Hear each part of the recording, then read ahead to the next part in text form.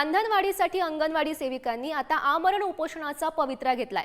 अंगणवाडी सेविकांच्या विविध मागण्यांसाठी आजपासून राज्यभरात आंदोलन सुरू आहे। अंगणवाडी सेविकांच्या संघटनांना मानधनवाढीने दिलेल्या आश्वासनाची राज्य शासनाने अद्याप पूर्तता न केल्याने अंगणवाडी सेविकांचं हे उपोषण सुरू असल्याचं पाहायला मिळत आहे।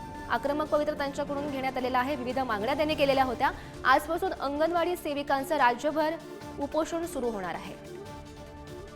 सेविकांनी आज आझाद मैदानामध्ये बेमुदत उपोषण पुकारलेले पाहायला मिळत आहे। इथे वेगवेगळ्या राज्यातून महाराष्ट्रातील वेगवेगळ्या विभागातून ज्या अंगणवाडी सेविका आलेल्या आहेत त्या आपल्याला बसलेल्या पाहायला मिळत आहे। त्यांच्या मागण्या आहेत अंगणवाडी कर्मचाऱ्यांचं जे मानधन आहे त्यामध्ये वाढ करायची, ग्रॅच्युटी व दरमहा पेन्शन देण्याचं शासकीय आदेश जे आहेत ते विनाविलंब निर्गमित झालेच पाहिजे, अशा वेगवेगळ्या मागण्या आहेत। त्या मागण्या पूर्ण करण्यासाठी या अंगणवाडी सेविका आझाद मैदानामध्ये बेमुदत आंदोलन उपोषण करण्यात आलेलं आहे आणि आपल्या ह्या उपोषणावर हे ठाम आहेत। सरकारला जागा करण्यासाठी हे उपोषण पुकारण्यात आलेलं आहे।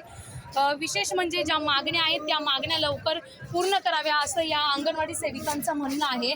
महाराष्ट्र राज्य अंगणवाडी कर्मचारी कृती समितीने हे बेमुदत उपोषणाचा हत्यार उपासलेला आहे।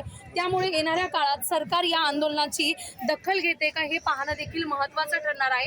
अंगणवाडी सेविकांच्या या मागण्या तात्काळ ज्या मागण्या आहेत त्या पूर्ण कराव्यात असं देखील या अंगणवाडी सेविकांचं म्हणणं आहे।